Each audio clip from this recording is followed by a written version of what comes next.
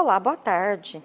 Sejam bem-vindos para a nossa quarta videoaula. Sou a professora Janete, da Escola Municipal São Francisco, da Secretaria Municipal de Educação. Hoje nós vamos trabalhar um tema muito comentado, principalmente nos anos finais da educação, que é a exposição de ideias e opiniões, a dissertação. Então, o que nós podemos dizer sobre a dissertação? Vamos lá. O que é uma dissertação? Dissertar é expor um assunto de modo abrangente e profundo. É debater, apresentar um ponto de vista. A dissertação pode ser expositiva, texto que expõe informações, conceitos, ideias, sem a preocupação de defender um determinado ponto de vista sobre o tema. Quando eu digo dissertação expositiva, já fica muito claro. Ele só expõe a tese. É exposto a tese, a temática, apresentado, sem objetivo de argumentos, de argumentar. Não. A intenção aqui é somente informar o leitor ou quem está lendo. E a dissertação argumentativa? A dissertação argumentativa já é diferente. O próprio nome fala. Eu tenho que me basear em argumentos.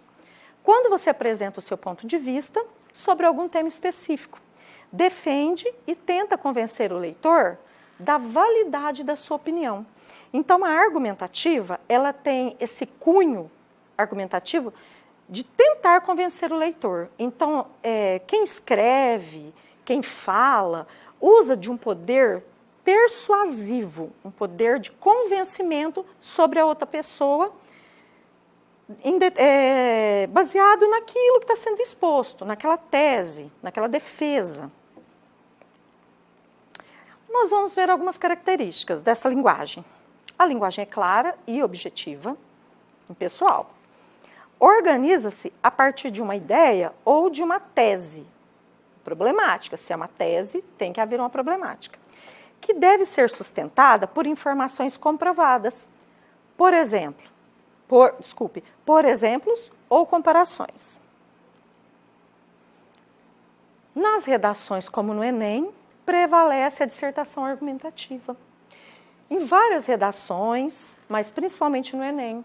Porque o Enem, ele quer saber o que você, do outro lado, pensa sobre determinado assunto. A sua opinião. Ok? Na dissertação argumentativa, há exposição de ideias, argumentos plausíveis sobre um assunto específico. O que seriam esses argumentos plausíveis? Argumentos plausíveis são aqueles que realmente convencem quem está ouvindo, quem está lendo. Assuntos da atualidade. Então, geralmente, são assuntos vigentes, assuntos polêmicos, assuntos que causam uma divisão, não há um consenso. Ou que causem polêmica, como eu disse, como, por exemplo, temas relacionados à política, não só a política, né? E qual é a estrutura do nosso texto dissertativo? Há uma estrutura. Nós temos a introdução, é o parágrafo inicial, lá no comecinho.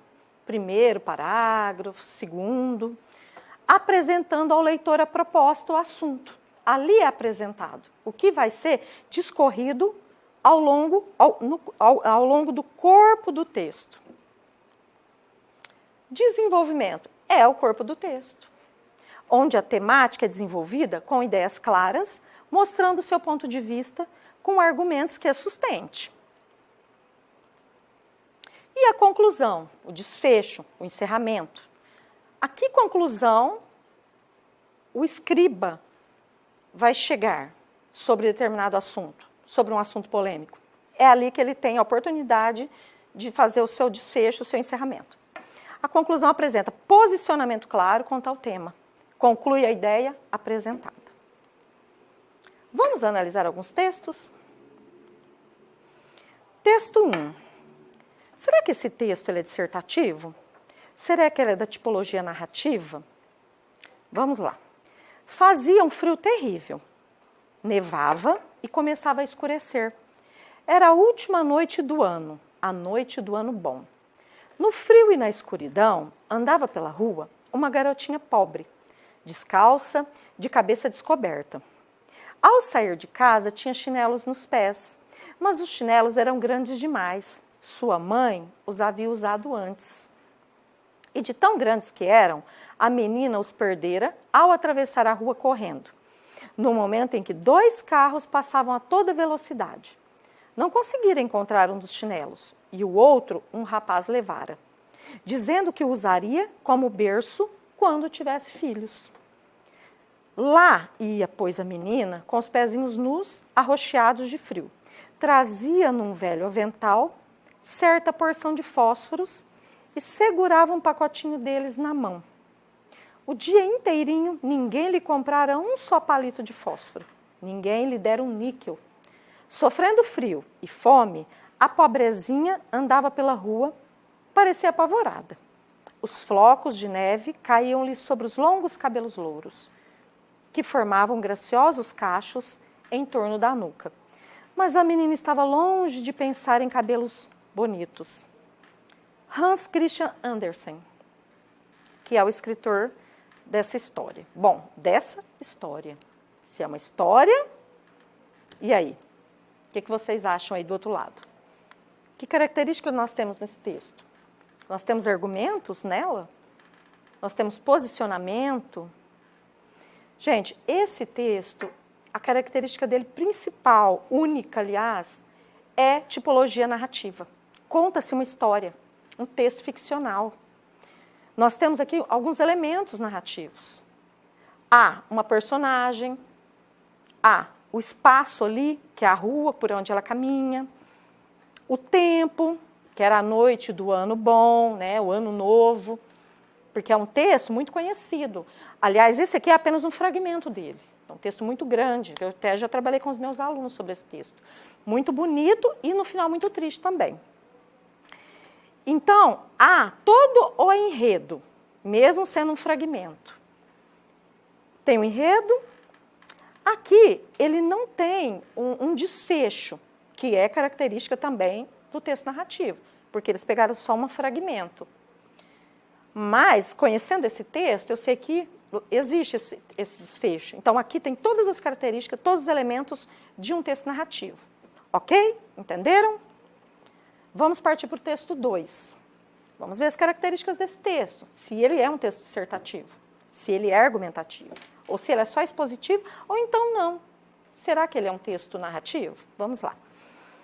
Quantos anos você tem, Tereza? 10. E o que estava fazendo ali tão longe de casa? A casa da minha patroa é ali. Patroa? Que patroa? Pela sua resposta, pude entender que trabalhava na casa de uma família. Você já jantou? Não, eu almocei. Você não almoça todo dia? Quando tem comida para levar de casa, eu almoço. Mamãe faz um embrulho de comida para mim. E quanto é que você ganha? Diminuí a marcha, assombrado, quase parei o carro. Ela mencionara uma importância ridícula, uma ninharia, não mais que alguns trocados. Meu impulso era voltar, bater na porta da tal mulher e meter-lhe a mão na cara. Olha só, Fernando Sabino é o escritor desse conto, dessa historinha. E vocês percebem que o primeiro texto e esse ele tem a mesma temática? Né? Trabalho infantil. E esse texto, o que vocês acham? Quais características que ele tem? Vou voltar lá no início dele. Primeira coisa, vocês estão vendo que há um diálogo ali. Há personagens? Sim, a Tereza é personagem. E tem alguém falando com ela, há um diálogo. Pelo que ela fala ali, ela estava andando na rua e mostrando, infere-se que ela estava na rua. Por quê? Porque ele pergunta, o que você está fazendo ali tão longe de casa? Casa da minha patroa é ali, estão ali com o dedinho.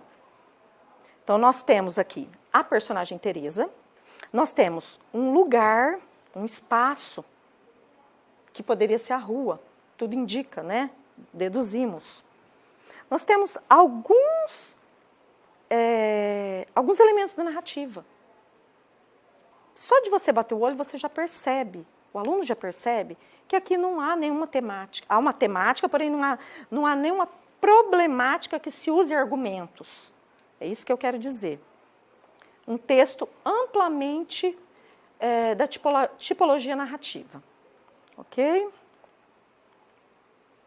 Texto 3. Vamos analisar o texto 3. Com a mesma temática, trabalho infantil. Combata este mal. Crianças gastam os anos valiosos da infância não em brincadeiras ou na escola, desenvolvendo sua criatividade e potencialidade, mas nos canaviais, nos lixões, nos semáforos, pedreiras, cisaleiras, plantações, fábricas e em casas de família, realizando serviços domésticos. Nas olarias, respiram um ar cheio de pó de sílica. Na confecção de calçados, convivem com a cola de sapateiro. Em cada um dos ofícios, mudam-se apenas os riscos aos quais cada uma das pequenas vítimas de trabalho infantil está exposta, mas todas têm em comum os prejuízos impostos pelo trabalho precoce. A questão do trabalho infantil vem se tornando prioridade na agenda da política pública social no Brasil. Porém, ainda há muito a se fazer. É preciso pôr fim à crença de que o trabalho infantil é uma virtude e afasta crianças e adolescentes da marginalidade.